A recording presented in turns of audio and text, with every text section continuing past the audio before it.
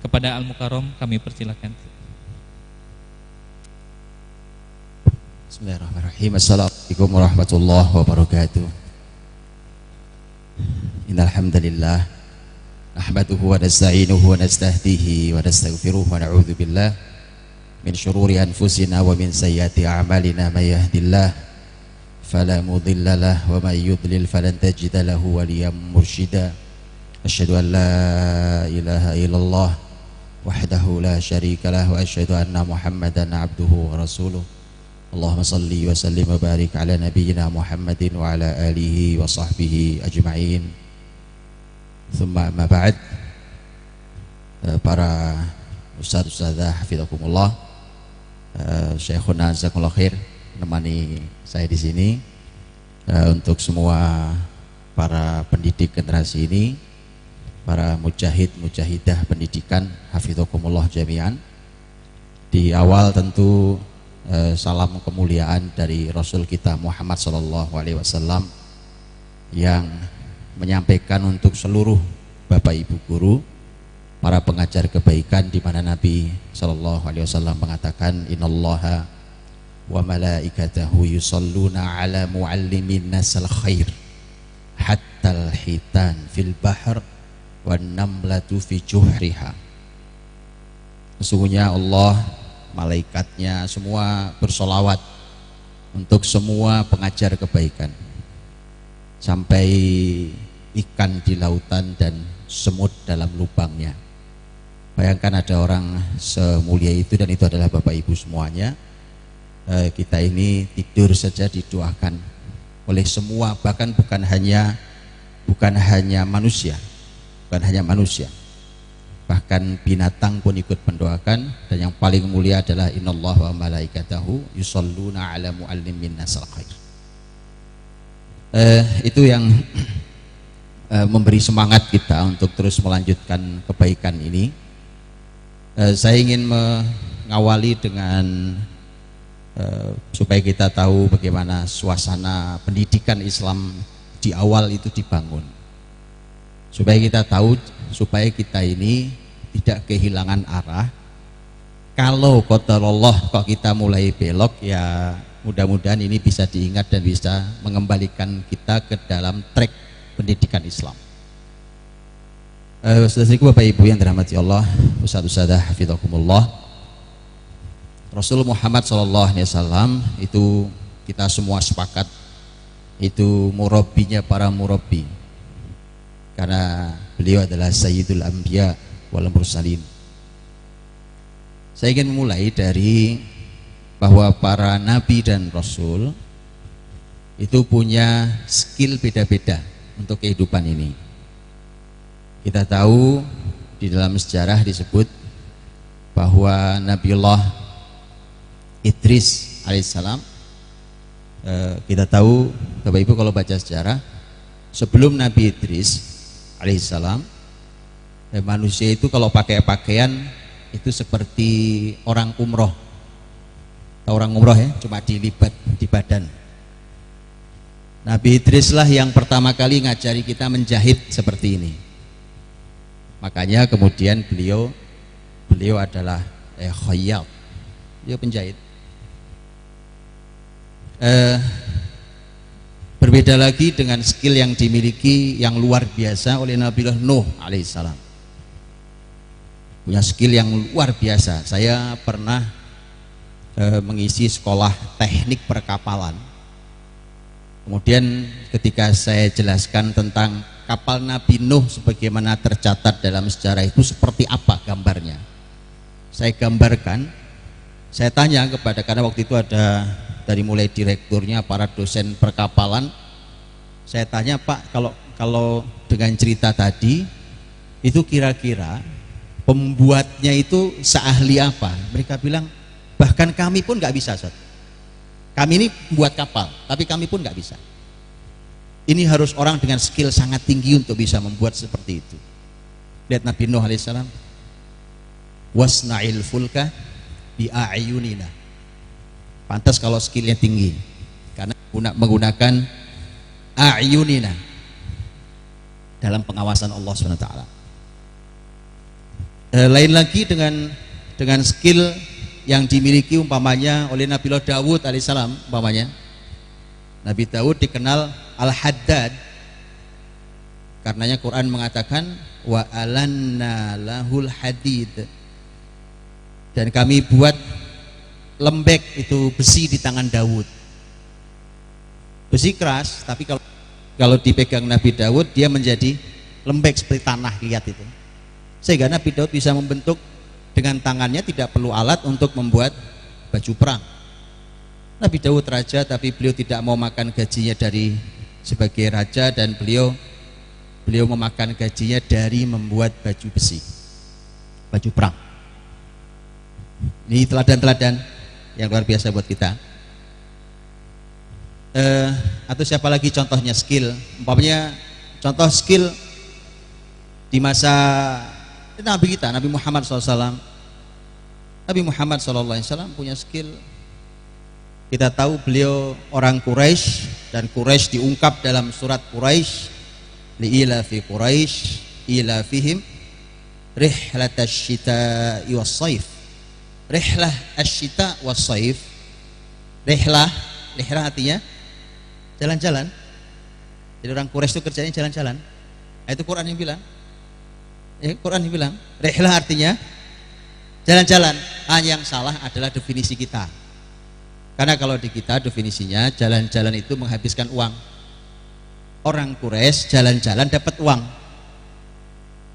Karena mereka dagang di musim syita, di musim dingin, dan di musim saif, musim panas. Karenanya mereka punya skill tinggi, dan mereka punya ketahanan fisik yang tidak sederhana. Bayangkan musim dingin, musim panas. Antum tahu kalau di Timur Tengah, karena kalau di musim dingin mereka berdagangnya ke arah selatan, ke arah Yaman, karena Yaman lebih hangat. Ya, kalau di musim dingin ke arah utara, di utara es beku. Karena wilayah Syam itu turun salju sampai hari ini. Sebaliknya musim panas mereka ke arah utara. Sekali waktu mereka nyebrang ke Laut Merah, nyebrang Laut Merah masuk ke Habasyah. Nanti mereka juga punya hubungan dengan Persia ke arah utara, ke timur, ke wilayah Irak, Iran, dan seterusnya. Antum bayangkan wilayah jangkauan dagang seluas itu punya skill yang tidak sederhana. Coba pikirkan, itu bahasanya beda-beda loh, gimana cara jualannya. Betul enggak? Itu aja skill sendiri, betul? Itu skill sendiri. Orang Quraisy itu kalau dagang ke Syam dicurigai oleh masyarakat Syam bahwa Quraisy ini mata-mata Persia.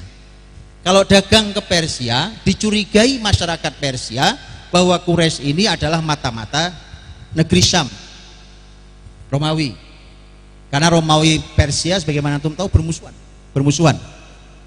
Allah abadikan dalam surat Ar-Rum, Alif Lam Mim, ghulibatir Rum fi adnal ardi wa hum min ba'di ghalabihim saglibun fi bid'i sinin. Pertarungan Persia Romawi itu pertarungan lama. Baik, jadi skill dagang sangat tinggi, teman-teman. Bukan cuma jago jualan enggak jualan. Ini jualannya internasional. Ekspor impor internasional. Oke. Lihat teman-teman, saya cuma cerita begini. Saya ingin sampai pada 1 atau 2 poin deh. Poin pertama, para nabi itu full skill. Jadi nggak ada tuh generasi muslim yang ngaku kenal para nabi itu, kemudian mereka lemah skillnya. Sekolah, Ustaz. TK, SD, SMP, SMA, S1, S2, S3, tapi tidak ada skill. Apa mungkin? Mungkin. Nggak bisa kerja mereka. Dan itu kesaksian banyak pemilik perusahaan. Cerita ke saya langsung Bahkan bukan cuma yang kuliah di Indonesia loh. Ini yang sampai kuliahnya ke luar negeri. Saya punya teman seorang pengusaha besar. Dia cerita, saya buka lowongan pekerjaan. Ketika saya perlu orang dengan skill legal, ya skill legal, jadi skill hukum, membuat berita acara, membuat akad, membuat yang berhubungan dengan hukum. Tidak main-main. Dia ambil lulusan Australia. Bukan S1 yang diambil. Bayangkan tuh, diambil waktu itu kalau nggak salah S2 Australia. Kemudian dia bilang untuk menguji bahwa dia punya kemampuan tidak, tolong buat ini, tolong dibuat. Nggak bisa. Sekolah sudah sampai S2, bukan di dalam negeri bahkan, yang katanya lebih bergengsi kalau di luar, nggak ada skill. Jadi kita niru siapa? Suatu hari beliau cerita lagi, memerlukan skill orang yang punya skillnya skill animasi, Ustaz. Buat animasi itu, animasi yang bisa gerak kartun itu, animasi. Iya. Dia bisa gambar dan itu orang sekolah jurusan animasi S1. Dah kurang apa? Begitu disuruh buat animasi, animasinya nggak gerak, Ustaz. Terus animasi nggak bisa gerak tuh nonton apa? Gitu. Sudah, terus ini kan kesalahannya sangat serius. Jadi sekolah teman-teman. Jadi makanya gini, saya cuma bilang gini, mestinya kita tidak larut dalam formalitas pendidikan. Sekolah sampai S3, nggak punya skill ada. Punya teman lain pengusaha, dia cerita ke saya, ada orang Ustadz Budi S1 S2 Jepang, S1 S2 Jepang, disuruh kerja nggak bisa. Ini betulan ini. Dan ini bukan, jangan dibayangkan itu orang di pedalaman, enggak. Saya tinggal di pinggiran Jakarta, saya tinggal di Depok. Dan itu orang-orang yang tinggal di sekitar itu. Jadi ternyata tidak selalu berbanding lurus antara pendidikan hari ini dan skill. Bukan hanya skill yang sifatnya skill kayak tadi itu ya, bekerja, membuat apa, bukan hanya itu. Sekarang begini, orang-orang yang umpamanya kayak saya ini tadi disebut jurusannya apa? Hadis gitu ya, jurusan hadis. S1 hadis Madinah. Terus tadi katanya cum laude katanya gitu. Dikasih hadis. Kan kalau orang hadis, maka produknya dia harus bisa diantaranya mentakhrij hadis. Hadis ini sahih atau dhaif? Coba antum analisa. Bisa? Enggak bisa. Bukan cuma S1. Bahkan kalau perlu sampai S3. Jadi ini bermasalah sangat serius dunia pendidikan hari ini. Padahal antum tahu pendidikan Islam zaman dulu, apapun keilmuannya mereka punya skill sangat tinggi. Orang sekolah jurusan syariah, mestinya kalau ada orang bertanya fikih, dia ahli dalam menjawab. Tapi begitu ada pertanyaan fikih di masyarakat, dia bingung jawabnya. Kok buru-buru kita bicara tentang bagaimana para fuqaha zaman dulu, itu jawab. Jadi ini sangat masalah. Para nabi dan rasul itu punya skill sangat tinggi di bidangnya masing-masing. Itu satu. Yang kedua, skill para nabi tadi beda-beda, tapi ternyata mereka punya skill-skill yang sama. Kalau tadi beda-beda, ya, ada yang pedagang, ada yang penjahit, ada yang ahli besi. Tapi kemudian mereka punya kesamaan dalam skill yang mereka harus punya, yaitu skill sebagai guru, sebagai muallim bagi kaumnya. Umpamanya Allah berfirman di surat Ibrahim, "Wa ma arsalna mir rasulin illa bilisani qaumihi liyubayyina lahum." Dan tidaklah kami utus seorang rasul kecuali mereka itu menguasai lisan kaumnya. Ini bahasa. Liyubayyina lahum, agar rasul itu mampu memberikan penjelasan pada masyarakatnya. Jadi semua rasul, karena kalimatnya wama arsalna mir rasul, tidak ada rasul kami utus kecuali, artinya semua rasul punya skill bahasa yang baik, punya skill bahasa yang tinggi. Jadi kalimatnya. Maka Bapak Ibu dirahmati Allah, ini cuma contoh nih. Ini kalau kita betul mengambil pendidikan Islam ini dari wahyu, ini petunjuk-petunjuk wahyu.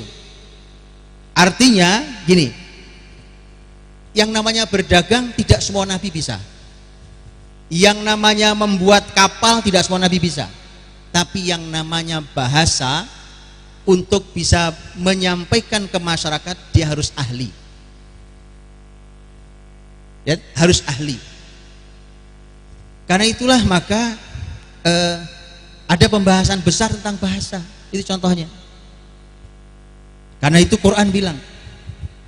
Jadi ada pembahasan mereka harus menjelaskan, berarti mereka guru. Salah satu alat penjelasan yang utama adalah bahasa. Makanya sebagian ulama tafsir, Ustadz, sebagian ulama tafsir menjelaskan begini. Kan kita dapat cerita begini ya. Nabi Musa alaihissalam waktu diutus Allah, idhab ila fir'auna innahu tagha. Pergilah kamu Musa ke Fir'aun sudah melampaui batas, sudah jadi tauhid dia. Doanya Nabi Musa apa? Rabbi syrahli sadri wa yassirli amri wahlul uqdatam min lisani yafqahu qawli waj'al li waziram min ahli Haruna akhi ushdud bihi azri wa asyrikhu fi amri. Itu semua doa Nabi Musa. Kay nusabbihaka katsira wa nadhkuraka katsira innaka kunta bina basira. Itu Masya Allah doanya. Baik, lihat doanya. Rabbi syrah li sadri, ya Allah lapangkan hatiku ini, dadaku ini lapangkan. Wa yassirli amri, ini semua kaidah dakwah. Dada itu kalau nggak lapang nggak bisa dakwah. Apalagi yang antum hadapi tauhid, jangan maju kecuali dada antum lagi lapang. Jangan. Itu kaidah. Jadi gini, menghadapi tauhid, lihat ya, menghadapi penguasa tiran dan zalim, tapi hati kita sedang sempit, jangan maju. Nabi Musa aja nggak berani maju. Sekelas Nabi Musa, antum tahu Nabi Musa kan? Nabi Musa mukul orang nggak sengaja, mati itu orang. Sekali pukul mati.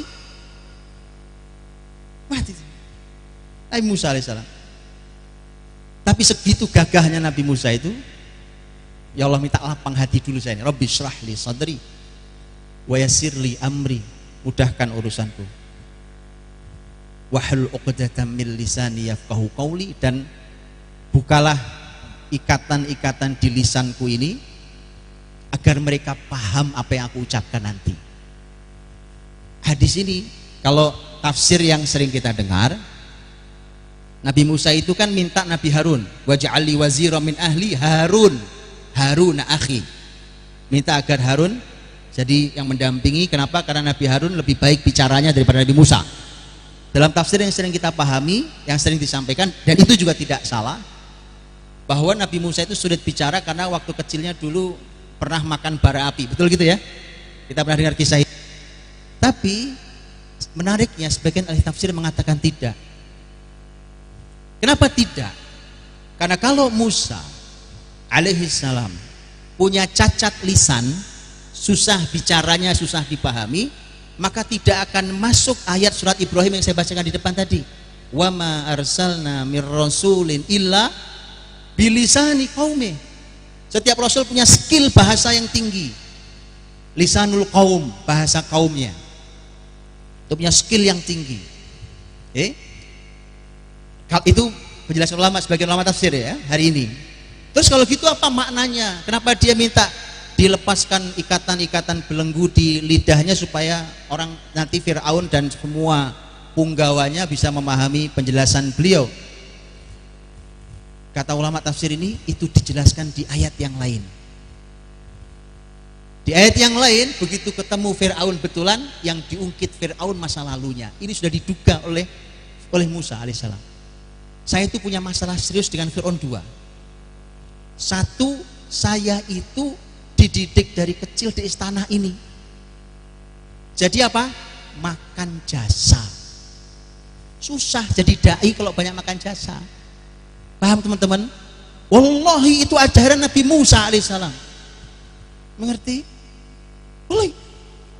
Orang kalau mau dakwah dengan leluasa, jangan banyak makan jasa, apalagi makan barang haram. Syubhat aja nggak masuk, apalagi haram. Makan jasa yang itu jelas-jelas halal, kan orang ngasih saya sah. Tapi kayaknya kalau saya ambil, saya akan hutang jasa, hutang budi ke dia. Dan itu betul, di Quran diungkit oleh Fir'aun. Alam nurabbika fina walida. Kan dulu kami yang didik waktu si bocah di sini, Musa. Berarti diungkit, Zat. Itu loh, teman-teman. Ungkit jasa itu enggak. Ungkit jasa tidak enak. Dan kemudian antum kelu lidahnya untuk menyampaikan al-haq. Kalau kita didik generasi, itu harus lihat, harus generasi yang punya kemandirian sampai di level itu. Nah, kalau cuma jadi benalu, nempel sana, nempel sini, nyedot uang umat ini, sudahlah. Jangan berharap dakwah pada orang yang seperti itu. Kita di pendidikan punya PR untuk melahirkan generasi yang sangat kokoh. Jangankan yang haram dan syubhat, yang halal saja bagi dia belum tentu dia ambil. Kalau membuat kelu lidah untuk berdakwah, itu generasi kokoh tuh, sahabat Nabi itu. Lihat Bilal, kita semua tahu Bilal alaihissalam. Ya Rob, Bilal orang yang dihinakan karena budak, kita semua tahu. Dibebaskan oleh orang sangat mulia, Quraisy, orang mulia dari Bani Taim, Abu Bakar As-Siddiq radhiyallahu anhu, sahabat nomor 1. Begitu dibebaskan, baik, berarti Abu Bakar punya jasa sangat amat besar karena membebaskan perbudakan Bilal. Begitu Rasul wafat, Abu Bakar menjadi khalifah. Kemudian muslimin mulai membuka wilayah-wilayah Islam sampai ke negeri Syam. Bilal minta izin ke Abu Bakar, khalifah, saya izin pindah ke negeri Syam. Izin pindah ke negeri Syam. Karena dulu para sahabat senior-senior itu tidak boleh meninggalkan Madinah kecuali seizin khalifah. Pernah antum terapkan di husnul khotimah? Enggak, saya nanya aja. Orang-orang hebat di husnul khotimah ini tidak boleh meninggalkan husnul khotimah kecuali seizin pemimpin tertinggi. Santri-santri antum yang hebat-hebat itu, antum tidak boleh bergerak kecuali semua atas izin kami. Pernah begitu? Nabi kita kasih contoh itu. Sahabat-sahabat mulia, makanya peradaban di tangan mereka. Jadi makanya gini teman-teman, Bapak Ibu dirahmati Allah, kalau kita betul mau pendidik Islam, mau pendidikan Islam betul, Islamic education, jangan kemana-mana. Kita punya Quran, kita punya hadis, kita punya sejarah besar yang pernah melahirkan orang-orang besar. Jangan kemana-mana, perginya kok ke Finlandia, ke Jepang, antum kemana? Antum tersesat nanti. Bukan di situ pendidikan Islam adanya. Mana mereka mau bicara Islam? Oh ini kan bagus Pak, di mana bagusnya? Saya ladeni antum diskusi. Mau berapa malam saya ladeni? Ini saya tantangin. Siapa yang mau siap diskusi pendidikan dengan saya yang menggunakan konsep mereka dan antum anggap itu sesuai dengan Islam, saya ladeni diskusinya. Oke ya, ini nggak sopan nih. Tapi demi kebaikan husnul khotimah. Karena saya tidak ridho lembaga sebaik ini, kemudian hasilnya tidak se-Islam yang kita inginkan. Ayo, silahkan. Ada bang ini bagus, Jepang ini begini, saya siap layani. Ayo diskusi. Ini Finlandia, konsep pendidikan terbaik di dunia hari ini. Ayo, saya siap layani, diskusi. Ini tantangan terbuka nih. Boleh. Antum lihat wajah saya sangat serius. Saya serius. Kenapa? Karena saya hanya ingin Islam. Ayo. Wallahi, Quran, hadis Nabi, generasi salafus soleh, itu kurang apa? Finlandia itu membuktikan baru, Jepang itu baru. Kita punya sejarah pendidikan usia lebih dari 1000 tahun. Bayangkan ada kurikulum lebih dari 1000 tahun. Beda zaman, beda generasi, beda bangsa, kurikulumnya sama. Kurang gagah apa itu? Gitu kita masih nyari ke tempat lain. Tapi oke, banyak tapi kita diskusi aja deh kalau banyak tapinya. Tapi ini, tapi itu, tapi kan sekarang teknologi tidak di tangan kita. Tapi ini kita diskusi aja deh. Oke ya. Baik, saudara-saudariku, para ustaz-ustazah, guru-guru saya, hafizakumullah. Maka Bilal yang minta izin, saya ingin sampai pada tema Bilal dan Abu Bakar tadi. Bilal minta izin ke Abu Bakar ini gara-gara tema makan jasa. Terlalu besar jasa Abu Bakar untuk Bilal. Bayangkan membebaskan perbudakan, itu terbesar di kehidupan manusia, menjadi manusia. Maka kemudian Bilal izin, saya izin ya Khalifah, saya mau pindah ke Syam, saya nggak tinggal di Madinah lagi. Kata Abu Bakar sebagai Khalifah, jangan, kamu harus di sini, kamu harus di sini. Bilal ya susah keluar dari jasa. Cara mengeluarkan diri dari jasa ini saya ajari, ini kalimat Bilal. Wahai Khalifah, saya tahu Anda berjasa besar dalam hidup saya, Anda bebaskan saya dari perbudakan. Tapi kalau kamu melakukan amal itu dulu karena Allah, izinkan saya pergi ke negeri Syam. Nah, gitu caranya. Berani? Kalau nggak berani jangan ambil jasa. Jangan ambil jasa kalau nggak berani. Yakinlah dakwah antum kelu tidak bisa bicara al-haq walau kana murran. Tak akan bisa. Itu Mas Syekh. Saya agak hentak-hentak karena siang biasanya ngantuk habis makan. Sing apa ya? Mas Syekh hafizakumullah. Jadi ketika tadi itu, ini tadi ya tafsir sebagian ulama mengatakan Musa sulit. Itu masalah pertama, saya makan jasa. Masalah kedua, saya punya kesalahan di mata hukum Mesir. Tadi orang yang dipukul mati itu yang dan lari sampai ke negeri Madian, paham ya? Ke negeri Madian ketemu dengan gadis nikah. Nah, saudaraku dirahmati Allah. Jadi para nabi dan rasul itu apapun skill mereka yang beda-beda itu, tapi mereka punya skill yang sama, yaitu menjadi muallim, jadi guru. Maka skill kita menjadi muallim ini adalah skill anbiya wal mursalin. Bukan sembarang loh ini. Maka saya sangat tidak ridho kalau ada orang memilih jadi guru karena tidak ada pekerjaan lain. Keluar, jangan mengajar, Anda tidak ada gunanya. Generasi yang Anda ajar pun tidak pernah berhasil. Tidak ada peradaban dibangun dari orang yang terpaksa mengajar. Tidak ada. Sadari Anda masuk sebagai guru adalah kesadaran sepenuhnya bahwa ini adalah skill seluruh nabi dan rasul dan para ahli ilmu. Innal ulama warasatul anbiya. Gitu kan. Jadi setelah ini HK boleh ngecek kembali semua guru-gurunya, ya. Tanya satu-satu. Ridho terpaksa, gitu ya. Coret, gitu ya. Saya ngajari nggak bener, jangan ditiru ya. Jangan ditiru. Tapi begitu. Saya nggak ngajari Ustaz. Cuma takut menjerumuskan antum nanti. Baik, Mas Syekh hafizakumullah. Dah dengan itu, maka skill menjadi guru itu luar biasa. Kalau di negeri ini dia pilihan terakhir di sebagian orang karena nggak ada kerjaan lain lah, mending ngajar, ya kan? Jadi dosen lah, sehingga nggak ada kerjaan lain, ya kan? Asal jadi, mohon maaf ya, asal jadi politisi, begitu sudah nggak menjabat lagi jadi dosen, ya bukan nggak bagus.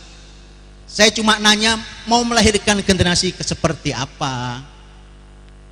Itu maksud saya, teman-teman. Saya tidak menuduh bahwa mereka tidak ridho, enggak. Cuma maksud saya mau melahirkan generasi seperti apa kita ini sebenarnya. Ya. Yuk kita koreksi itu. Itu karena itu kesadaran itu sesungguhnya juga bagian dari tekad dan niat kita. Saya sering menyampaikan ada satu hadis Nabi yang hadisnya sangat menakutkan. Para ulama juga penjelasannya, berbagai penjelasan ulama yang saya baca itu juga menakutkan. Tapi nampaknya masih biasa sekali di kita dan kita anggap biasa. Padahal ancamannya neraka wal'iyadzubillah. Umpamanya Nabi SAW mengatakan, man ta'allama ilman mimma yubtagha bihi wajhullah la yata'allamuhu illa liyusiba 'aradan minad dunya lam yurih raihatal jannah yaumal qiyamah. Siapa yang menuntut ilmu yang harusnya niatnya ikhlas karena Allah, tapi ternyata dia menuntut ilmunya karena ingin mendapatkan dunia, maka dia tidak akan pernah mencium wanginya surga.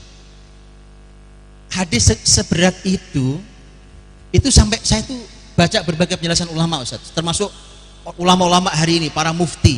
Saya khawatir jangan-jangan saya salah paham.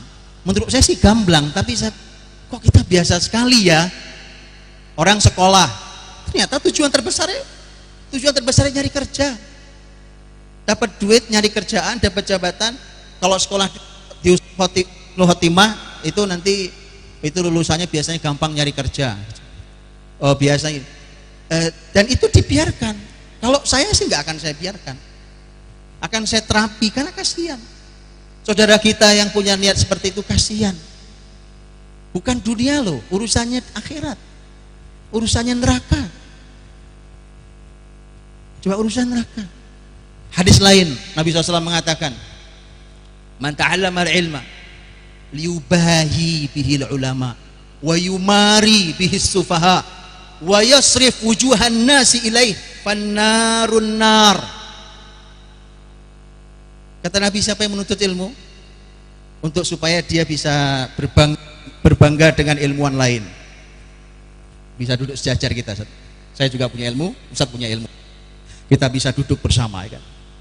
Kita bisa orang untuk bangga-banggaan di depan ulama lain, depan ilmuwan lain, atau untuk liumari bihis sufaha, atau untuk menjatuhkan orang-orang yang tidak berilmu. Karena punya ilmu kalau debat menangan, Ustaz. Punya dalil, punya logika, punya data. Atau ini yang banyak nih, bahaya nih, untuk memalingkan wajah manusia agar semua ngelihat saya. Makanya saya sering bilang, yuk para ilmuwan jujur. Sebenarnya kita ini mengajarkan Islam ini ke masyarakat, ke siapapun, ke anak didik kita. Sebenarnya kita lagi mengumpulkan penggemar, atau kita sedang mendidik umat yang jujur sama Allah. Allah nggak bisa dibohongi. Koreksi hati masing-masing. Kalau penggemar itu tadi itu, penggemar itu orang dipalingkan wajah supaya ke sini, ngumpul di sekitar saya. Makanya gampang menilainya. Saya akan gampang tersinggung kalau mereka pergi atau bubar dari sekeliling saya. Padahal kadang kebenaran bukan di sini tempatnya, di majelis yang sana. Kalau betul karena al-haq yang kita sampaikan, saya justru akan katakan pergilah ke sana, yang ini salah, saya salah. Tapi kalau mengumpulkan penggemar, jangan pergi, itu nggak benar, itu nggak bagus, tetap di sini. Liyasrif wujuhan nas ilai. Kata Nabi, fannar, annar. Waliyadzubillah, neraka kata Nabi. Masa hadis sebesar ini tentang ilmu kelewat? Kan nggak mungkin kelewat dari kita. Tapi kemudian ketika terjadi pada orang tua murid yang sekolah di tempat kita, masa kita biarkan? Kalau alasannya itu biarin aja Pak, niat masing-masing. Loh, sejak kapan kita diajari untuk tidak peduli pada saudara yang salah? Itu siapa yang ngajari? Kan tadi kuntum khaira ummatin ukhrijat linnas ta'muruna bil ma'ruf wa tanhauna 'anil munkar wa tu'minuna billah. Enggak ada muslim enggak peduli sama saudaranya, enggak ada. Harus dibuatkan sistem di Husnul Khotimah. Enggak ada lagi orang sekolah ke sini itu babnya hanya karena legalitas, hanya karena ijazah, hanya karena, enggak ada lagi. Antum kalau mau ilmu bermanfaat datang ke sini. Kita bertanggung jawab terhadap semua orang itu. Ya, karena dia belajar di sini bersama kita. Ketidakpedulian kita akan ditanya oleh Allah SWT. Baik, jadi ini tekad dan niat kita sejak awal di dunia ilmu, dunia pendidikan. Kalau babnya adalah mengamalkan, tadi sudah saya sampaikan. Ya. Dan bagus, masya Allah, syairnya Imam di negeri Andalus, Abu Ishaq al-Ilbiri, yang dikenal dengan Ta'iyah al-Ilbiri. Abu Ishaq al-Ilbiri menuliskan nasihat untuk anaknya, panggilannya Abu Bakar, anaknya namanya panggilannya Abu Bakar. Dinasihati tentang ilmu. Sang ayah ini seorang alim, Abu Ishaq al-Ilbiri, orang dari kota Ilbira. El Birra itu di Spanyol. Dia berkata di antara syairnya bunyinya, Aba Bakrin da'autuka law ajabta ila ma fihi hadduka in aqalta ila ilmin takunu bihi imaman muta'an in nahaita wa in amarta wa tajlu ma bi'ainika min ghasyaha wa yaksukal jamala idza tarabta. Syairnya indah sekali ya, itu kalau baca itu Masya Allah. Wa yaksukal jamala idza tarabta wa yanaluka naf'uhu. Abu terusnya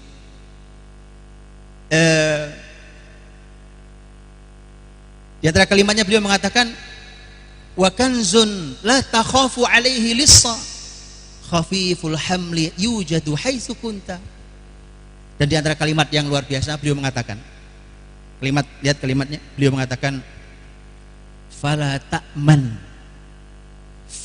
ta'man su'alallahi anhu bitaubihin alimta fahal amilta.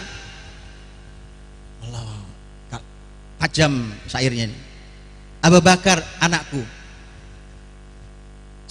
aku panggil kamu pada sesuatu, mudah-mudahan kamu mau memenuhi panggilan ini, kepada ilmu yang dengan ilmu kau akan menjadi imam yang ditaati saat kau melarang dan saat kau memerintah. Dan beliau memberikan banyak kelebihan, di antaranya ilmu. Ini sebagian syairnya tadi. Dia akan menghilangkan yang menutupi matamu. Wa yahdika sabila idza dhalalta, dan memberikan kamu petunjuk jalan. Berikan kamu petunjuk jalan kalau kamu tersesat. Ilmu juga beliau mengatakan tadi, kata beliau wa tahmilu minhu fi nadika tajan wa yaksukal jamala idza tarabta. Kalau kamu duduk di sebuah tempat, sebuah majelis, maka seakan kamu sedang memakai mahkota, dan dia akan memakaikan keindahan pada dirimu saat kamu sedang ada di negeri asing kalau kamu berilmu. Wa kanzun la takhafu alaihi lissa khafiful hamli yujadu haitsu kunta. Ini kekayaan yang kamu tidak takut pencuri, dia ringan dibawa kemanapun kamu berada. Kalimat terakhir yang saya ingin sampai, beliau mengatakan fala ta'man su'alallahi anhu bitaubihin alimta fahal amilta. Tapi kamu jangan merasa aman dari pertanyaan Allah tentang hal ini. Dengan keras teguran Allah, Allah berkata, kamu sudah berilmu, tapi apa kamu sudah beramal? Kalimat itu, bayangkan, lihat Bapak Ibu, saya cuma tidak hanya bicara isi. Lihat dulu tuh ayah ibu itu kayak gitu jadi guru buat anaknya. Jadi Bapak Ibu jangan mau kalau diserahi anak utuhan gini. Saya ngajari nggak bener lagi nih ya, tolong jangan didengarkan. Jangan didengarkan. Jangan apa? Lihat dulu, zaman dulu itu. Ya, wah itu kan zaman dulu, Ustaz. Terus antum nggak minat dengan zaman dulu? Nabimu zaman dulu loh. Quran ini zaman dulu loh. Nggak minat? Ya subhanallah, itu zaman terbaik. Khairun nas, khairul qurun. Ya kan? Nah, ayo teman-teman, makanya ya kita buatkan perlahan tapi pasti. Jangan menyerah dengan keadaan. Kita bisa kok melakukan sesuatu. Bisa, bertahap pasti. Nggak mungkin semua sempurna di awal ya. Tapi ayo lakukan sesuatu. Berikan kesadaran pada para orang tua. Nggak bisa dititipkan blek apa adanya, Pak. Saya sekolahkan anak saya di Husnul Khotimah. Berapa bayarannya setiap bulan, Pak? Ini pendaftaran berapa ini, Pak? Saya bayar. Pokoknya tahu-tahu pulang soleh ya, Pak. Enak kali hidupku. Mana ada di akhirat itu yang ditanya orang tuanya? Ma min mauludin illa yuladu 'alal fitrah fa abawah. Kedua orang tua ini ditanya loh. Ya hawidani ya yunassirani ya yumajjisani, ya kan? Jadi Bapak Ibu dirahmati Allah. Indah sekali Islam ini kalau diungkap, dan konsep pendidikan Islam itu Masya Allah dahsyatnya. Oke. Saya tidak tahu nanti keterusan sampai maghrib nanti nih. Enggak sopan panjangan bicara depan para guru. Saya ingin sampai pada ayat. Mudah-mudahan ini setidaknya kalaupun cuma ini yang diingat, yang di depan anggap nggak ada, nggak apa-apa ya kan, ini ayat lebih baik diingat nih. Dan saya sering sampaikan, mudah-mudahan walau sering saya sampaikan, ini sebagai pengingat buat saya, buat kita semua, para guru, para ahli ilmu, para penyampai kebaikan, buat husnul khotimah, buat lembaga-lembaga pendidikan Islam yang lain. Saya selalu sampaikan, Bapak Ibu dirahmati Allah, konsep pendidikan Nabi Muhammad SAW yang sangat sukses itu, itu kalau kita nanya, itu kurikulum Nabi Muhammad itu sebenarnya apa sih? Sudah dijawab oleh Quran. Lihat, ada 4 ayat yang mirip dalam Quran, tapi cuma mirip aja, nggak sama, cuma mirip. Yang pertama Al-Baqarah 129, yang kedua, ini saya tidak sesuai dengan urutan karena sesuai dengan pembahasan. Yang kedua Al-Jumu'ah ayat 2, yang ketiga Ali Imran 164, yang keempat Al-Baqarah 151. Saya ulangi, yang satu doa Nabi Ibrahim, Al-Baqarah 129, Rabbana wa ba'ath fihim rasulam minhum yatlu alaihim ayatika wa yu'allimuhumul kitaba wal hikmah wa yuzakkihim innaka antal azizul hakim. Doa Nabi Ibrahim. Nabi Ibrahim di Mekah, Nabi Ibrahim berdoa, Rabbana, ya Allah Rabb kami, utuslah di antara mereka ini seorang rasul yang tugasnya membacakan ayat-ayatmu, mengajarkan ilmu Alkitab, mengajarkan ilmu Al-Hikmah, dan mensucikan mereka, sesungguhnya Engkau Maha Aziz, Maha Hakim. Satu. Yang kedua, doa Nabi Ibrahim dikabulkan Allah. Dan ini penjelasan tafsirnya panjang lebar, tapi saya tidak akan jelaskan tafsir panjang lebar di 4 ayat itu. Panjang lebar. Imam Ar-Razi dalam Mafatihul Ghaib umpamanya punya penjelasan sangat unik tentang ayat-ayat ini. Tapi saya tidak akan jelaskan. Saya cuma nanti cuplik 1-2 tema. Doa Nabi Ibrahim dikabulkan Allah Subhanahu wa taala, maka diutuslah Rasul dari Mekah itu Nabi Muhammad SAW. Maka Allah sampaikan pengabulannya di surat Al-Jumu'ah ayat 2. Huwallazi ba'atsa fil ummiyin rasulam minhum yatlu alaihim ayatihi wa yuzakkihim wa yu'allimuhumul kitaba wal hikmah wa in kanu min qablu lafi dhalalim mubin. Dialah Allah yang telah mengutus. Dikabulkan doamu Ibrahim. Nih Allah sudah utus nih sekarang seorang rasul di antara mereka, di antara masyarakat yang ummi, tidak bisa baca tulis. Tugasnya persis seperti yang kau bilang, 4, tugasnya 4. Tapi cuma urutannya dipindah, sebagaimana antum sering ngaji lah ini. Saya nggak bahas itunya. Yatlu alaihim ayatihi, membacakan ayat Allah, wa yuzakkihim, mentazkiyah, mensucikan jiwa mereka, tazkiyatun nufus. Ini nomor 4 di doa Ibrahim, dinaikkan nomor 2 untuk tugas Nabi Muhammad. Wa yu'allimuhumul kitab, mengajarkan Alkitab, wal hikmah, dan mengajarkan ilmu Al-Hikmah.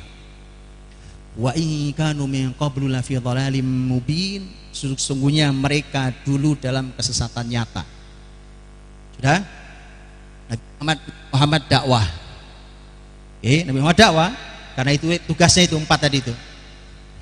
Di perjalanan dakwah beliau, perjuangan sudah sedemikian luar biasa, dibangun generasi dengan menggunakan 4 kurikulum dan urutan yang seperti yang luar biasa ini. Sudah baik, hasilnya luar biasa. Muncul para mujahid, para ulama dan sebagainya. Tapi dalam perjalanannya ternyata ada jatuhnya. Terjadi kekalahan di perang Uhud. Bukan sebatas kekalahan militer. Kalau muslimin kalah di militer itu analisanya bukan kalah senjata, bukan kalah strategi. Muslimin selalu akan menganalisa dosa apa yang saya lakukan. Itu selalu bahasa para panglima sejak zaman dulu dalam Islam. Maka kalah di perang Uhud, ya, di putaran keduanya, karena putaran paginya muslimin menang dengan sangat mudah, tapi siangnya muslimin kocar kacir. Bahkan Nabi Muhammad SAW terluka, syahid, para sahabat, masya Allah tabarakallah. Bahkan orang yang sangat dicintai Nabi, yang Nabi tidak pernah bisa lupa, bertahun-tahun lamanya Nabi nggak bisa melupakan, Hamzah, Sayyidus Syuhada radhiyallahu anhu. Rasul SAW, karena para ulama mengatakan perang Uhud itu karena mereka melanggar perintah Nabi, yang dilakukan kesalahannya oleh 40 ahli pemanah yang diletakkan di atas gunung Rumah, Jabal Rumah. Sekarang jadi aslinya Jabal Ainain, sekarang jadi Jabal Rumah.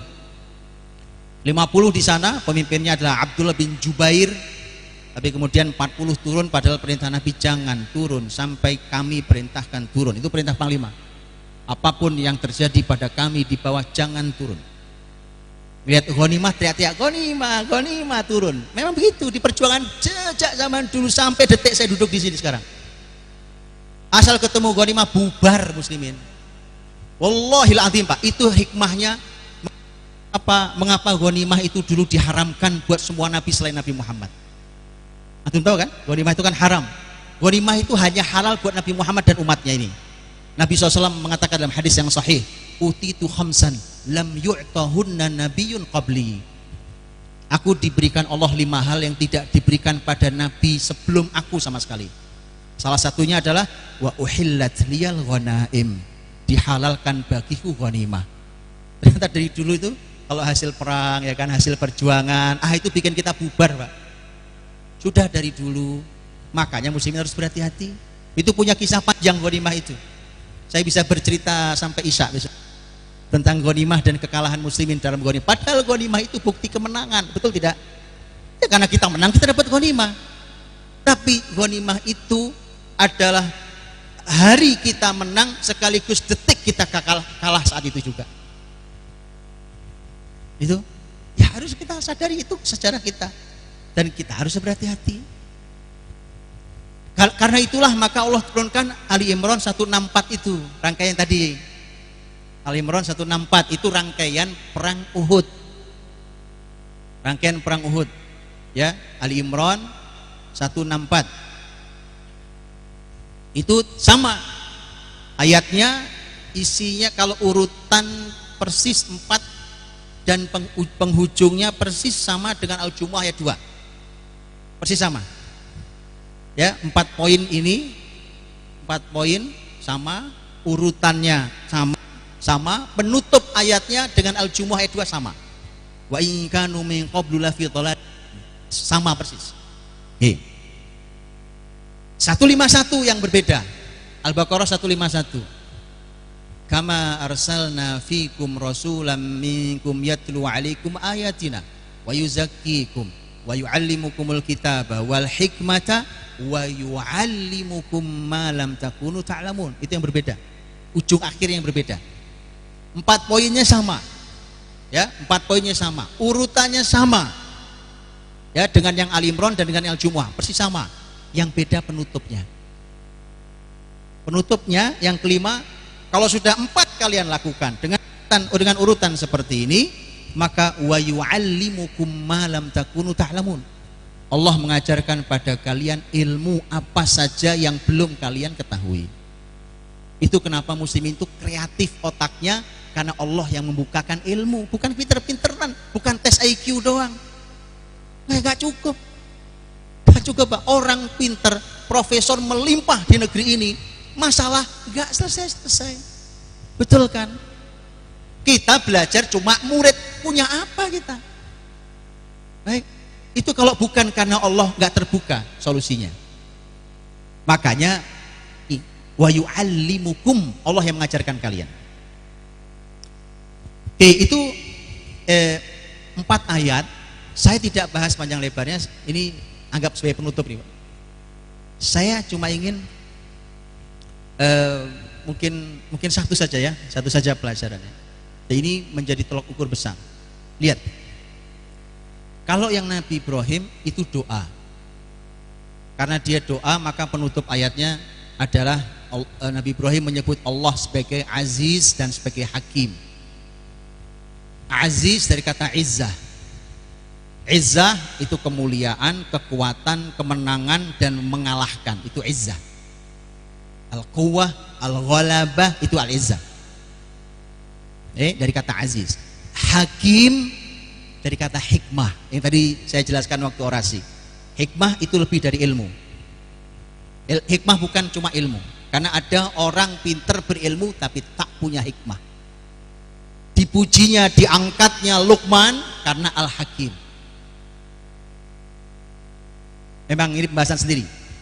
Dan ternyata Allah tidak mengatakan siapa yang diberikan ilmu sungguh diberikan sesuatu yang banyak, kebaikan yang banyak, tapi yang ada adalah yu'til hikmata, bukan ilmu, tapi hikmah. Yu'til hikmata may yasha wa may yu'tal hikmata faqad utiya khairan katsira. Baik.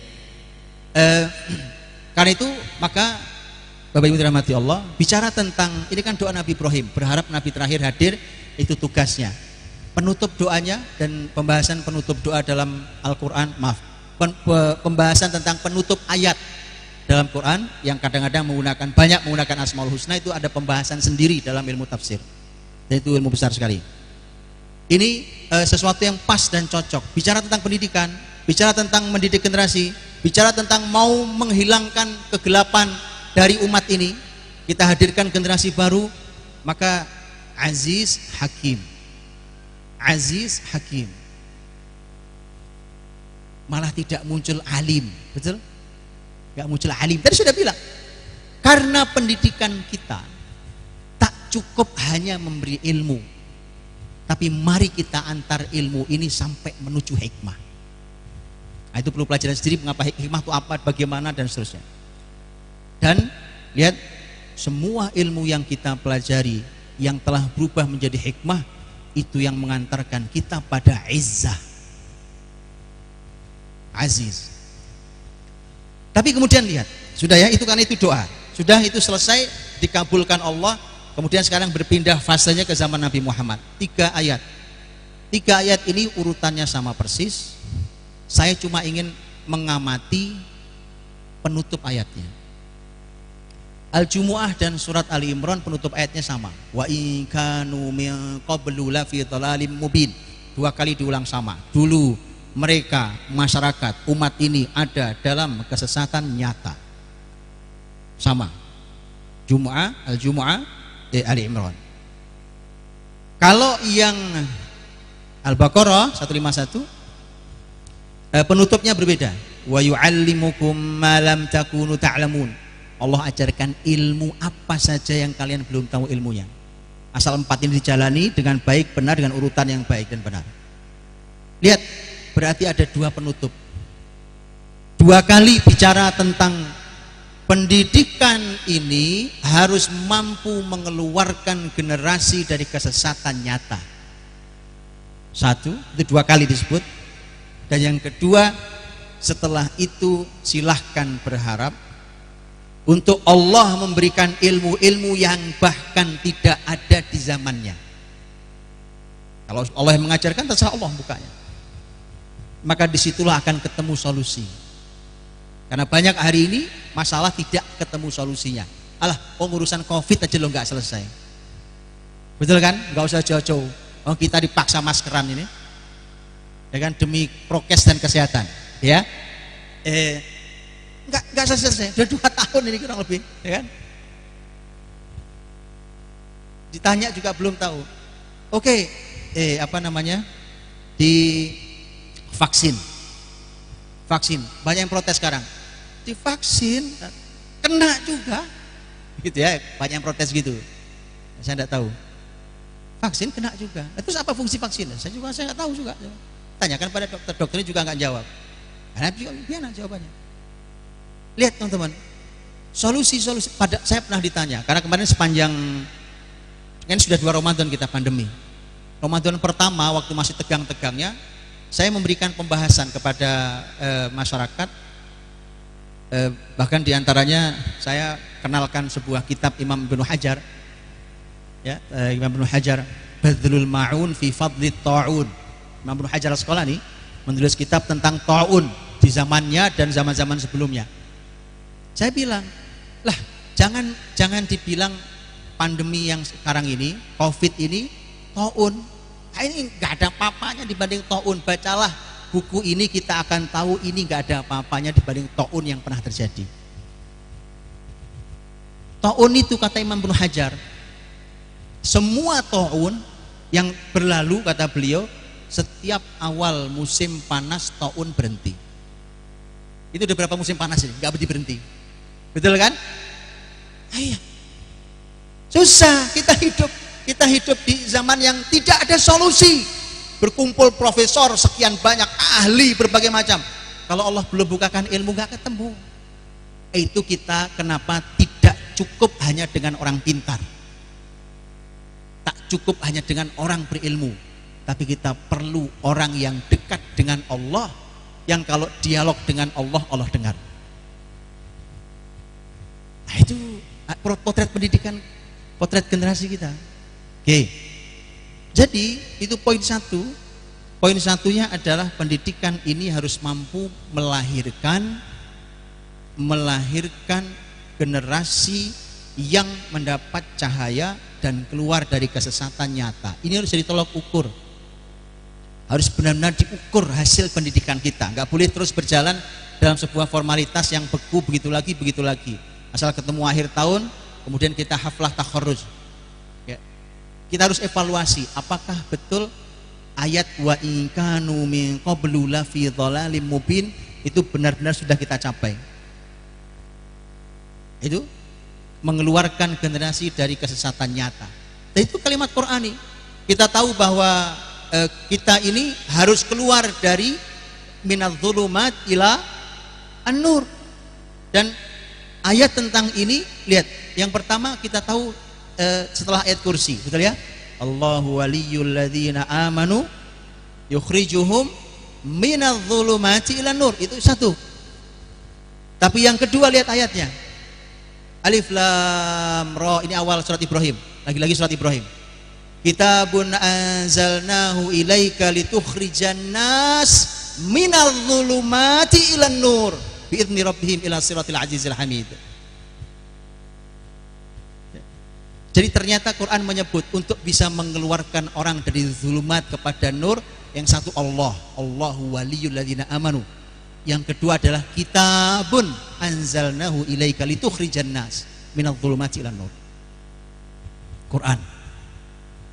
Jadi enggak mungkin generasi ini keluar dari kegelapan, kesesatan nyata itu kegelapan itu, kecuali mereka benar-benar kenal Allah dan mereka benar-benar dekat dengan kitab sucinya.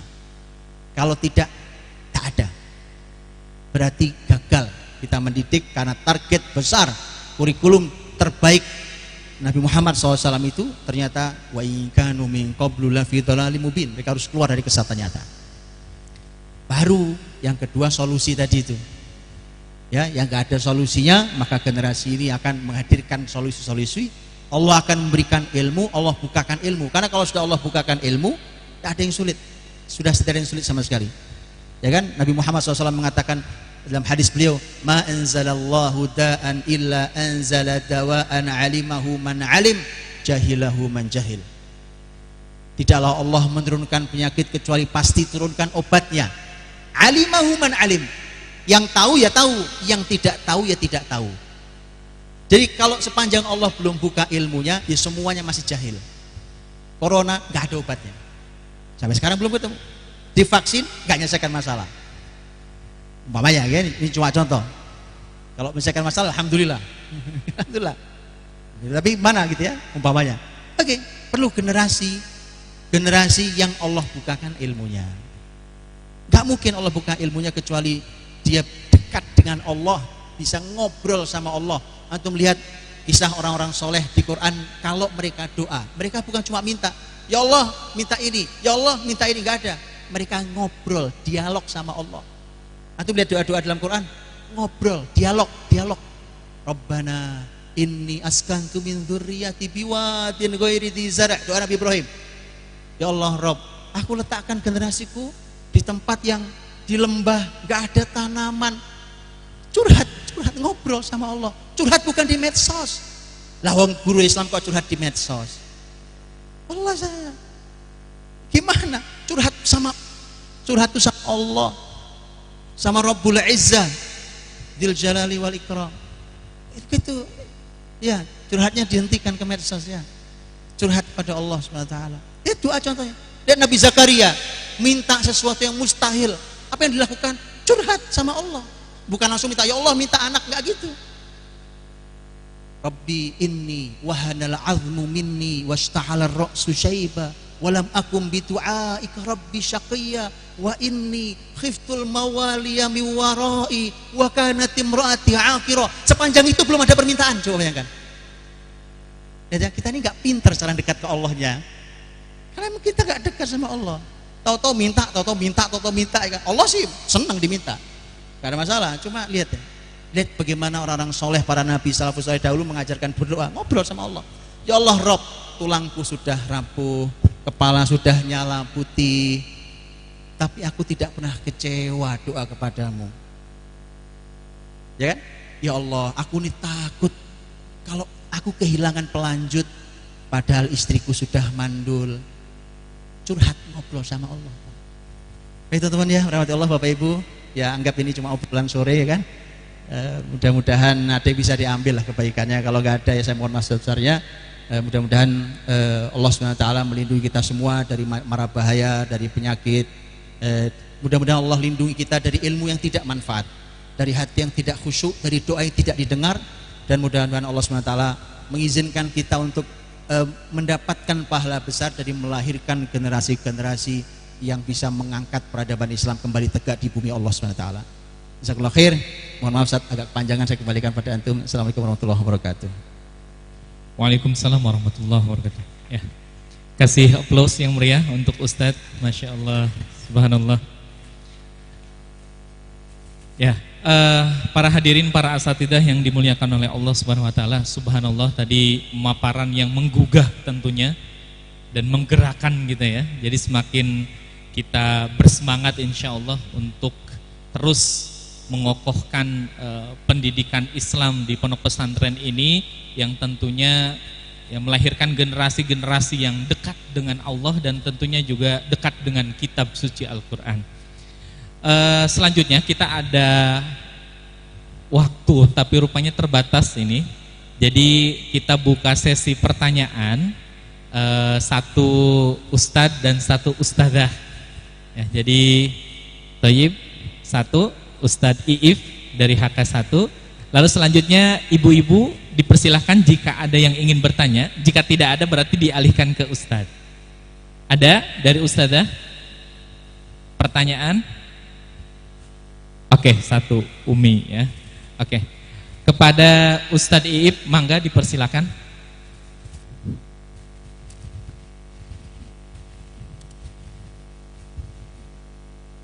Silakan maju ke depan. Ini Ustadz Iif. Nanti mungkin perkenalan secara singkat ya.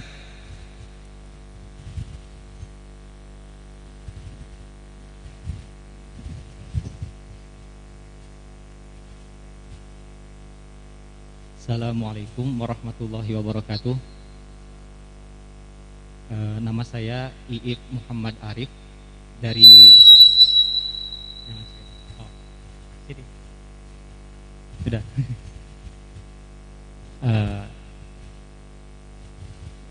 Di guru MA Madrasah Aliyah Husnul Khotimah dan asal dari di sini di Desa Cilaja, Kuningan. Yang ingin saya tanyakan ke Ustadz Budi, ya sebagaimana yang tadi Ustadz sampaikan, katanya bisa untuk berdiskusi permasalahan yang melanjutkan studi ke luar negeri itu ya, yang ke Polandia tadi, Finlandia, maaf. Nah, dari pengalaman yang saya lalui ketika mengajar selama kurang lebih 9 bulanan, ada beberapa murid yang memang dia itu belajar tapi tidak sesuai dengan keinginannya. Tidak sesuai dengan keinginannya. Misalkan ada yang inginnya ke jurusan teknologi, akan tetapi dia masuknya ke jurusan agama. Nah, yang ingin saya tanyakan, apakah bisa, misalkan di Indonesia ini sudah tidak ada lagi yang ada universitas yang fokus dalam ahli teknologi, kemudian dia terpaksa harus memang ke Jepang atau kemana gitu. Nah, untuk mengambil mengambil keilmuan yang dia cita-citakan gitu. Nah, dan tujuannya adalah untuk mengisi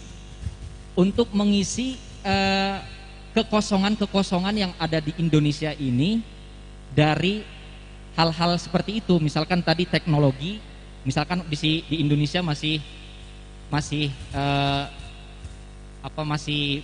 banyak yang kekurangan sehingga harus ke Jepang gitu.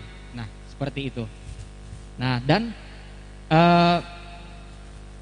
agar tidak ada istilahnya yang menjadi bekerja di tempat yang bukan keahliannya gitu.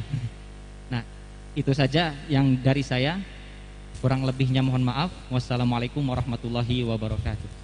Waalaikumsalam warahmatullahi wabarakatuh. Ya, syukran Ustaz Iip.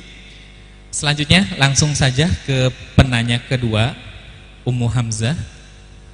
Kepadanya dipersilakan.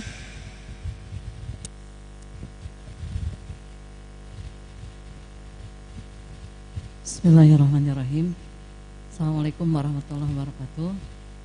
Saya Rosita, biasa dipanggil Ummu Hamzah. Alhamdulillah di husnul khotimah. Sudah berapa tahunnya? Dari tahun 96.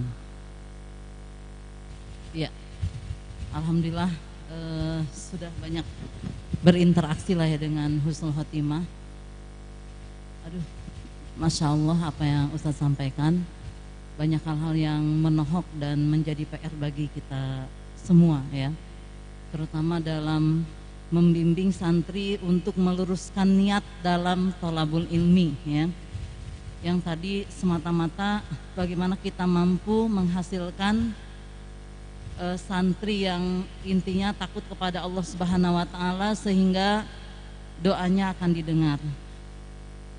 Dan satu permintaan kepada yayasan atau HRD ya, mudah-mudahan diskusi dengan Ustadz Budi Azhar ini bisa berlanjut. Ini bukan yang pertama dan terakhir.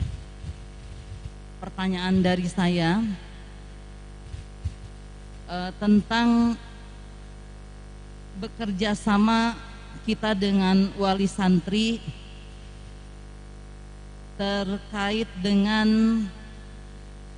pembiayaan Ustadz ya, peran biaya SPP ya atau apapun istilahnya yang terkait biaya dengan pendidikan ini,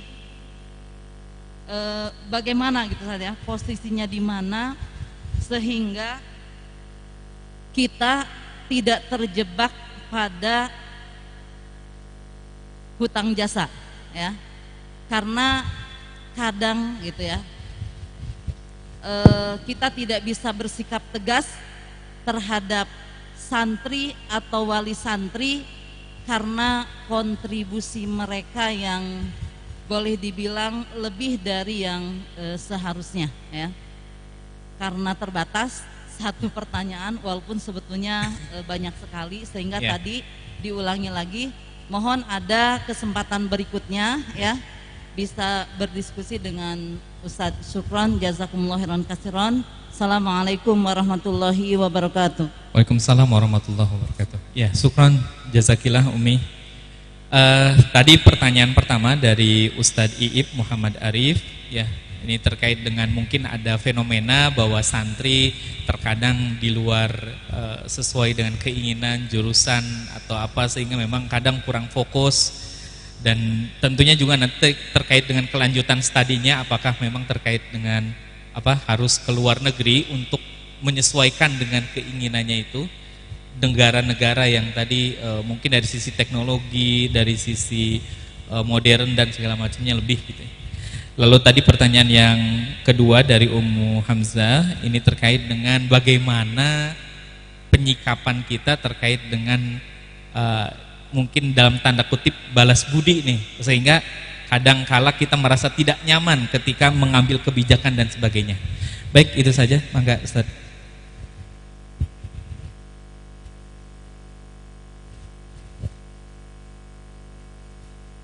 Bukan balas budi ya, tadi kan biaya itu tetap kita butuhkan gitu ya.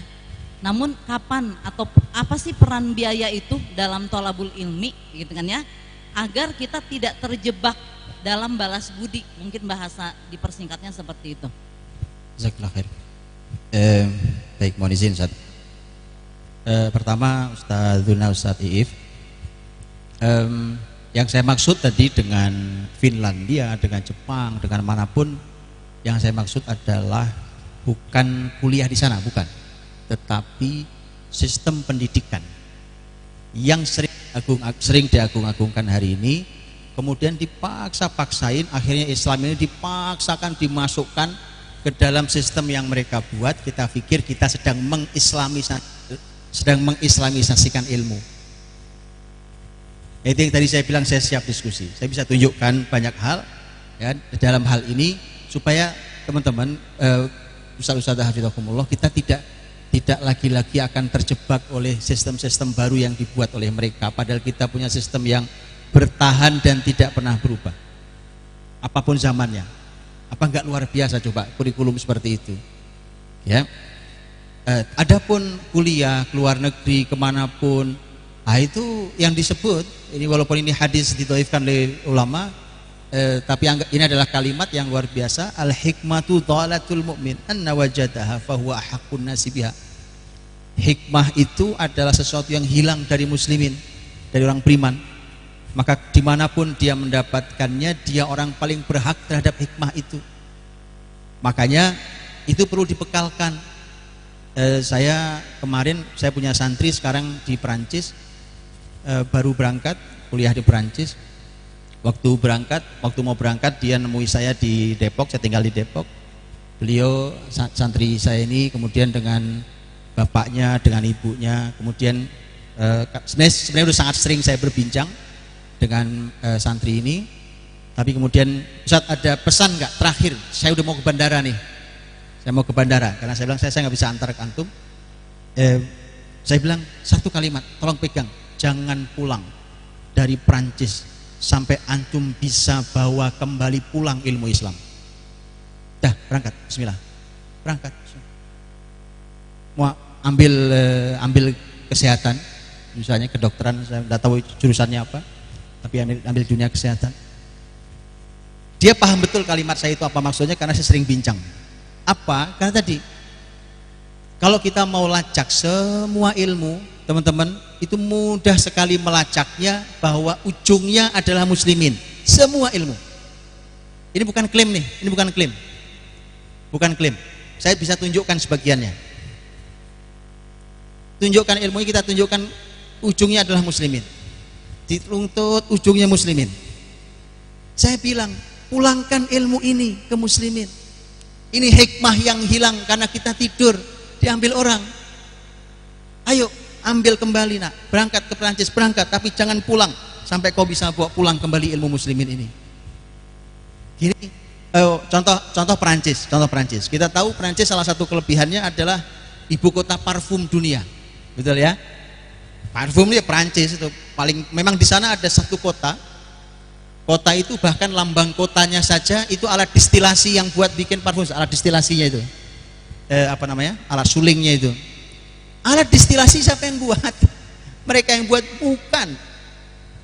Bukan. Jabir bin Hayyan buat. Awal sekali muslimin sudah buat alat distilasi yang bentuk modelnya masih ada di buku muslimin sampai hari ini. Dan alat itu tidak berubah bahkan di perusahaan-perusahaan besar di Perancis sekalipun. Karena kita kagum-kagum dengan mereka, itu loh masalahnya Pak Bu. Belajar silahkan belajar. Tapi kagum berlebihan itu selalu masalah. Dulu saya punya guru, itu selalu punya ungkapan gini, ini ungkapan beliau, hafizallahu ta'ala, beliau selalu mengatakan, inbaharu fanharu. Inbaharu itu orang kagum berlebihan, fanharu maka jatuhlah dia.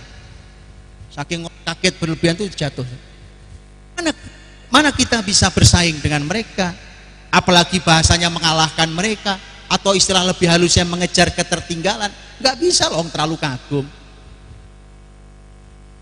Maka saya selalu bilang ke santri saya, selalu letakkan di pala antum. Setiap dapat ilmu dari dosen, antum harus cek ini ujungnya ilmu Islam.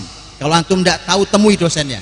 Dosennya nggak tahu, minta petunjuk sampai level mana, antum lanjutkan. Karena biasanya mereka ada yang memang sengaja di-cut di situ. Bahkan mereka pun tidak tahu. Karena memang mereka nakal, orang Eropa itu nakal, Pak. Jadi kalau mengajari tentang kejujuran ilmiah, saya bilang alah, jangan ajari muslimin kejujuran ilmiah, Anda tidak jujur. Plagiasi, menyembunyikan nama penemu zat, double N, no name, itu ternyata sebagiannya untuk menutupi nama. Belum yang plagiasi sifatnya. Ya, jadi itu hikmah yang harus diambil kembali ke muslim. Parfum tadi contohnya, dari mulai alatnya sampai parfumnya. Coba muslimin dulu di Andalus perang lawan orang-orang dari wilayah utara, Spanyol, Portugal, Prancis. Antum tahu teman-teman, muslimin itu perang bukan cuma membawa senjata, membawa strategi mereka, tapi mereka bawa parfum dan bunga. Coba antum tahu nggak kenapa perang bawa bunga? Mau ngasih bunga gitu? Mau perang kok bawa bunga? Hanya untuk supaya muslimin menghilangkan aroma busuk tubuh mereka yang tidak pernah mandi. Paham? Mereka nggak ngerti parfum. Parfum itu kalau di Islam bukan cuma itu syariat di dalam Islam, betul nggak? Parfum syariat dalam Islam. Makanya wajar kalau muslimin itu menghasilkan parfum. Hari ini bisnis parfum besar sekali. Tapi yang pegang Prancis. Saya bilang pulangkan nak, ilmu itu pulangkan, itu milik muslimin. Ada mau bicara apa? Teknologi. Ayo saya tunjukkan teknologi. Kedokteran, saya tunjukkan. Di mana ujungnya? Begitu maksud saya. Kalau santri kita berangkat, dibekalkan dengan begitu, kan kebayang lah ya, kira-kira ya, insya Allah lebih baik mudah-mudahan. Betul ya? Jangan disuruh, ayo berangkat, ayo berangkat, ngapain berangkat? Nanti ujung-ujungnya pulang bawa PR buat kita. Karena kekaguman berlebihan pada mereka. Quran loh mengatakan jangan kagum berlebihan pada orang kafir, Pak. Walaupun mereka hebat. Wala yaghurrannaka taqallubul ladzina kafaru fil bilad. Kalian jangan tertipu oleh bolak-baliknya orang kafir di negeri-negeri. Wah, mengagumkan sana-sana mereka kuasai negara-negara. Buat kita, wah luar biasa. Kata Allah, nggak usah gitu, biasa aja. Itu Qurani banget. Gitu ya. Jangan gampang kaguman dengan mereka, jangan. Itu Quran bilang. Baik. Begitu Ustaz If. Pertanyaan kedua dari Ummu Hamzah. Tentang pendanaan ini bagus banget. Masya Allah pendanaannya. Saya boleh bicara belak-belakan atau enggak belak-belakan? Yang benar. Aneh nggak tahu jawab kalau ada apa-apa setelah saya pulang loh ya. Nggak beneran nih, saya beneran nih, atau halus-halus saja ya, halus-halus saja ya. Nggak kuat. Beneran nih, nggak kuat beneran.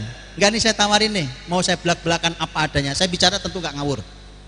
Kalau saya sekarang memang nggak bawa kitabnya, saya nggak bawa, tapi saya bisa tunjukkan buku-buku, kitab apa segala macam, bagaimana pendidikan Islam dan pendanaannya di dalam sepanjang kebesaran Islam.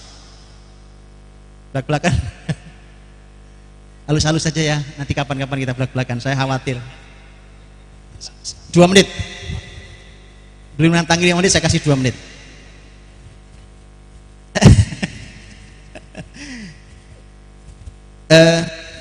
Ustaz hafizakumullah. Saya main halus deh, main lainnya saya halus dulu ya, mudah-mudahan bisa ditangkap. Islam itu ketika bicara pendidikan bukan cuma bicara kurikulum. Lengkap termasuk pendanaan. Ya, ini saya kasih agak keras dikit, tapi insya Allah nggak terlalu keras, saya agak halus dikit. Mau berharap apa tentang kelahiran generasi yang soleh kayak bagaimana? Lawang pendidikan ini kita biayai dari dana riba umpamanya. Bangun gedung minjem bank umpamanya, ini contoh umpamanya. Ya, terus kita berharap lahir dari sini generasi Rabbani, penjunjung tinggi syariat Allah. Mana kita pakai dana haram? Betul, begitu nggak sih? Islam ngajar gitu nggak sih? Betul nggak Ustaz? Atau saya salah? Betul nggak? Betul nggak? Bagaimana kita berharap sesuatu yang mulia, tapi kita gunakan cara haram? Itu satu. Ini Jauh dari pertanyaan Ummu Hamzah yang bicara tentang orang tua. Yang kedua, ini 1 menit pertama, 1 menit kedua. Yang kedua adalah bahwa membayar itu tidak masalah dalam pendidikan. Sejak dulu pun orang-orang kaya juga membayar, kan? Tapi Islam itu menyiapkan sistem yang canggih luar biasa sehingga yang berhak belajar bukan hanya anak orang kaya. Oh kalau gitu pakai subsidi, enggak pakai subsidi. Subsidi silang enggak pakai silang-silangan. Disilang malah salah, ntar kan silang ini salah. Enggak pakai silang-silangan. Bagaimana Ustaz? Ya waktu saya cuma 2 menit, enggak mungkin lah saya ceritakan sekarang. Loh kan 2 menit, saya bilang 2 menit. 2 menit, enggak mungkin saya ceritakan hari ini. Kapan-kapan kita boleh bicara. Kalau perlu saya bawakan kitab-kitabnya. Dan itu ada. Karena kita ini, mohon maaf, kita ini ngarang sendiri. Enggak mau melihat kebesaran Islam di masa lalu. Kita pokoknya ya biasanya sekarang kalau sekolah saat orang pendaftaran, buka uang pendaftaran, kemudian SPP bla bla segala macam. Nanti kalau ada kegiatan apa kita mungkin bisa ajukan proposal ke orang tua, kita gotong bareng-bareng, nanti ada subsidi silang yang nggak mampu kita biayai dan seterusnya. Itu kan kebiasaan hari ini. Mestinya kita selalu punya kebiasaan Islam kayak apa ya. Dah, gitu aja ya. Ya. Dah, 2 menit. Saya udah janji 2 menit. Barakallahu fikum insyaallah. Betul Ustaz.